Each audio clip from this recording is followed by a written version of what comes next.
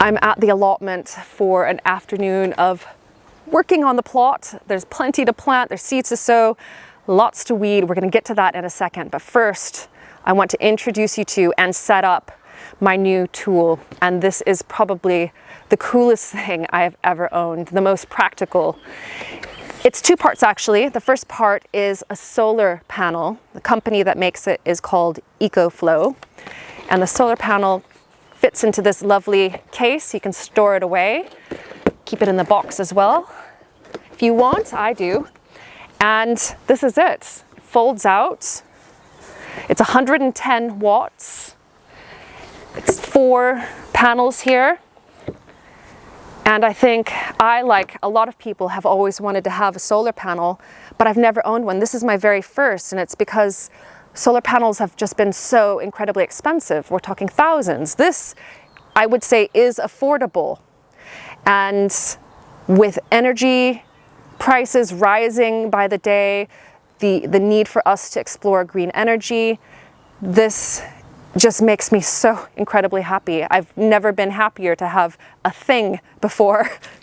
Now on the back, there are a couple of wires, and they connect to another wire that charges the second part of this system. And that is the EcoFlow portable power station. And this is what it looks like.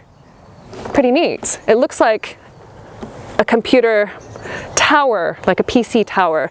It's probably about the same weight as well, but it's still pretty easy for me to lift up and move around. And on the back, you can see that there are some pretty standard UK electrical outlets. I imagine in other regions you'll have different ones, or you can use an adapter.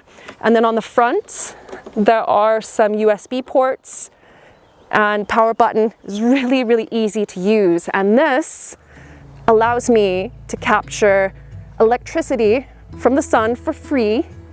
And you can use this with a lot of household appliances. And I think it's 9 different devices that can power at the same time. So you can charge your phone, so much. We're gonna go through that in a second, but first I just wanna get this charging. So I'm gonna put the cable in the back here.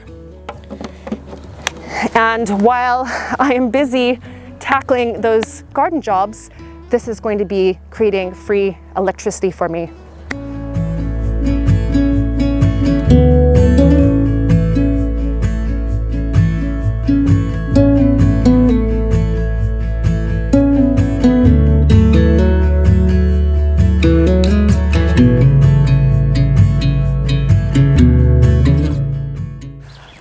I love this time of the year. Late April, early to mid-May, everything is just so fresh and new and full of promise and work. This bed I had let get a little bit overgrown, just a little bit. And although I do have no-dig beds at home, and I do treat most of these beds as no-dig, this one I have dug over the years, and I've dug it again today, and it's just an easy way of removing large clumps of grass and other types of wild plants, weeds that would interfere with my potatoes, so they would take over. There are 2 types that I'm planting today. There's Elf, a second early, which I'm planting up here, and then down below is Desiree, a main crop potato. Now, I have quite a few different types of potatoes growing on the allotment this year, and I have first earlies in there already, the Red Duke of York, the purple potatoes as well. And the idea is that they will take up a lot of space with their leaves, they'll produce a great crop, and also because they're first early, second early, main crops, I'll have a staggered harvest right through summer.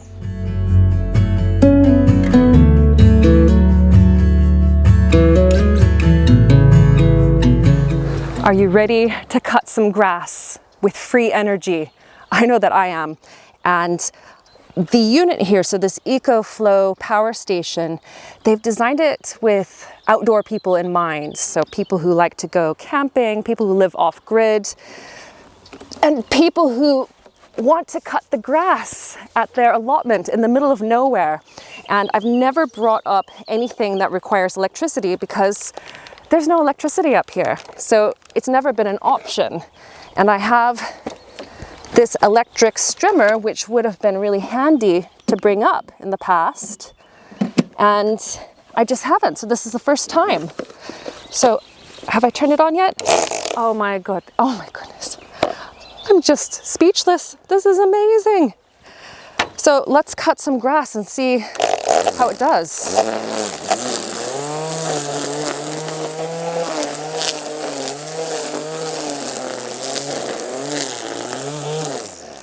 I just have to stop a moment here because my mind is still blown that I charged this with the sun and now I'm trimming the grass outside. This is just amazing. Can I just be speechless for a little bit longer? This is so cool.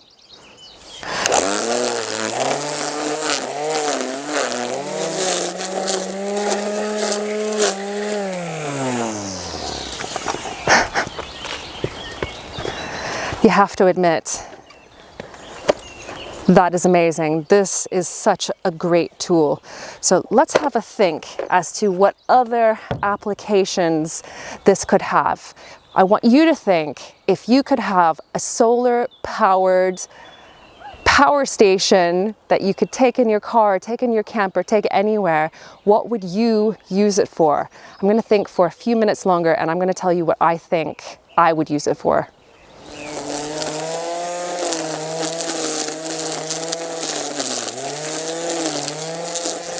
I'm sitting here with a few things that are obvious choices for me to use with the EcoFlow. So again, the solar panel means that all the energy that this captures is clean, green energy. And once you make the investment in this, then my goodness, it just pays for itself. I use a lot of rechargeable batteries. I use them for powering my mics, for lots of different devices at home, even for some of our clocks in the house.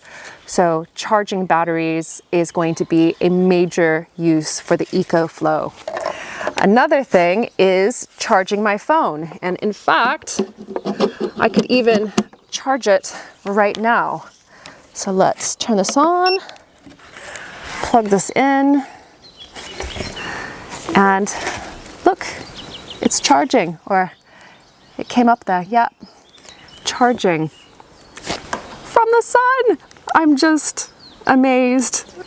I know that solar power has been around for a long time, but this is the first time that I've actually ever really benefited from it firsthand in a real scenario. Another thing is charging the batteries for my camera. So those are going to be green energy from here on out as well. And I would be lying to you if I said we're only going to be using this outdoors. Josh and I have already talked about it and we're planning on putting this in the lounge. And so when we watch movies, when we're hanging out in the evenings, I can charge my phone. We can plug in the laptop cable to charge the laptop and it'll be all free electricity and just I'll renew it again. I'll put the solar panel up the next day and charge it up and it will just serve an amazing purpose and hopefully reduce our electricity bills.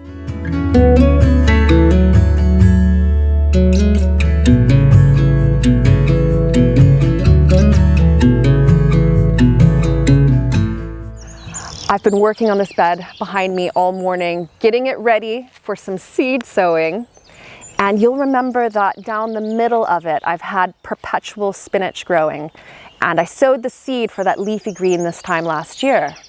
Perpetual spinach is related to chard, but if you cut the leaves when they're short, so 6 inches or shorter, they taste a bit more like spinach. Let them grow big, they have that earthy flavor of chard, and you can use them like that. Now, it's a year on, and the plants started to bolt. Completely natural, completely normal. That is their life cycle. They're biennials.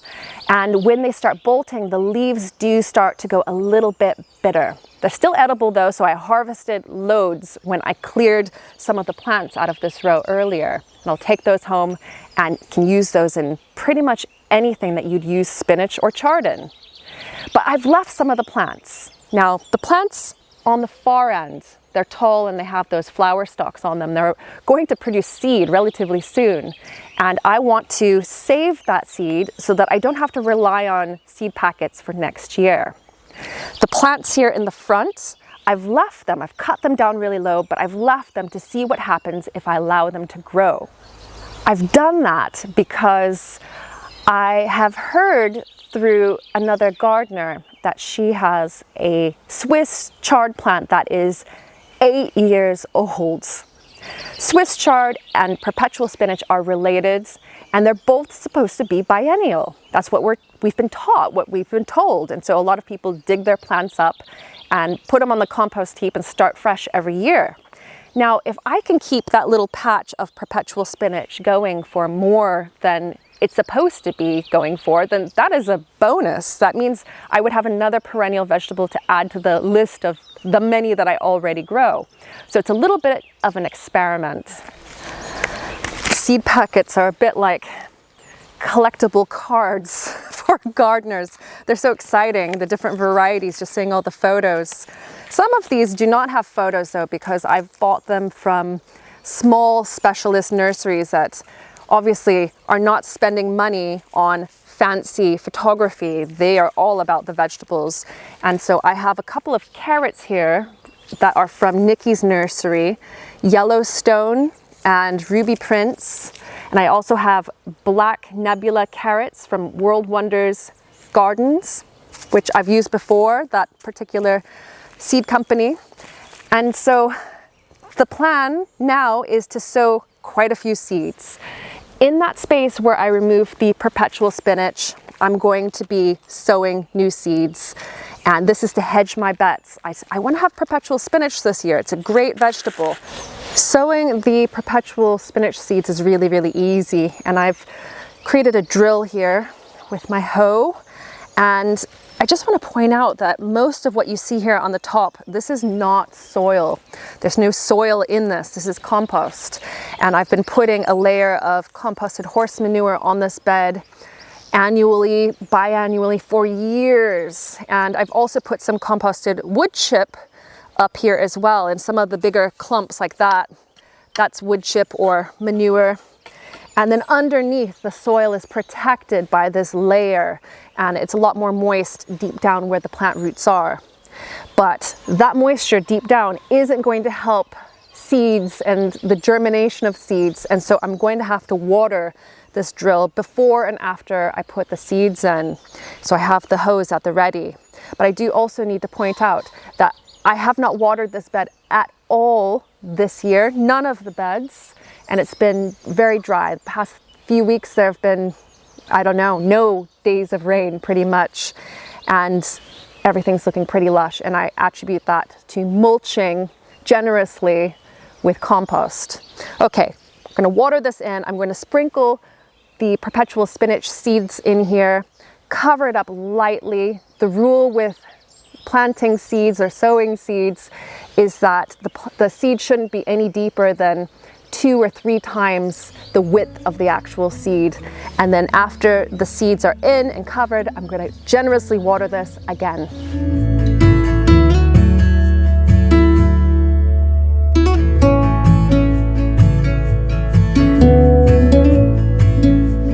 Now, the boards here, this is something new that I've never tried before, but I know that other gardeners have a lot of success with it, especially with starting off carrots. I've got a lot of different carrot varieties here. I don't think I'll sow all of them, but I'll sow a few along here. And if you've ever grown carrots before, you'll know that you can sow an entire row of them and not see a single seedling. And that's because the seeds are relatively small. They can get covered up by soil. They can be washed away by rain. And if you don't protect them in some way, you'll have a pretty low germination rate. And so what I'm going to be doing is sowing the carrot seeds along here and then placing the board on top just until it germinates. Now, I first learned about this technique from a viral Facebook share, and I know that Jess from Roots and Refuge has had success with this as well. So I have high hopes for high germination rates for all of these carrots. And let me know if you've tried this technique as well, because I think it's one that it might even work with a lot of other veg, like the parsnips. I'm going to be sowing 2 rows of carrots here, and I've drawn a drill wide enough so that the board can flop right back over this, no problem. And sowing the carrot seeds is going to be pretty similar to starting off the perpetual spinach. I'm going to pre-water this drill. I'm going to set the carrot seeds out about 1 inch apart, and if they all germinate, that would be a miracle. Then I can thin them out afterwards.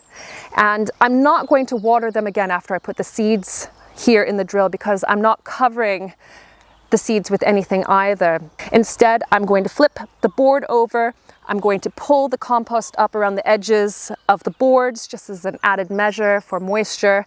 And then I'm going to set a timer or a reminder on my phone for 5 days time, and I'm going to come out and check them. And carrot seeds tend to take a couple of weeks to germinate, but it's important that you remove the board as soon as you see any signs of germination. And it's the same as when I showed you how to start off seeds in the heated propagator at home. As soon as you see any kind of seeds or germination action coming up out of the compost, then you need to move that plant under light. When you see green, it needs to photosynthesize, and if you don't give it light, the plant will suffer and your crops could be quite small. I've just sown the St. Valerie, it's an orange type, just down here, and then between these 2 markers, I'm putting in the, what is this one called again? This one is Purple Sun, and the board here is just so that I can gauge how far I want my rows to be. These carrots are going to bump up right next to one another, and the seeds are really, really small, so it's a bit difficult to measure just every inch or so. But if you're having trouble, you can always just mix your carrot seed with a bit of sand and then sprinkle it on together. But I think I'm doing all right with this one. Some of the carrot seeds seem to be a little bit bigger than others. That's one side done. And then the other side. With these Purple Suns, there are a lot fewer seeds in the packet compared to the St. Valerie. And so they are a bit more dear when it comes to the price of the seed packets. So if this technique works, which I'm pretty sure it will, this will be a great way of starting off carrot seeds reliably, but also making sure that you get the most for your money as far as the seeds. And some of the different seed types that are a bit more trendy or just a bit new, they can be expensive.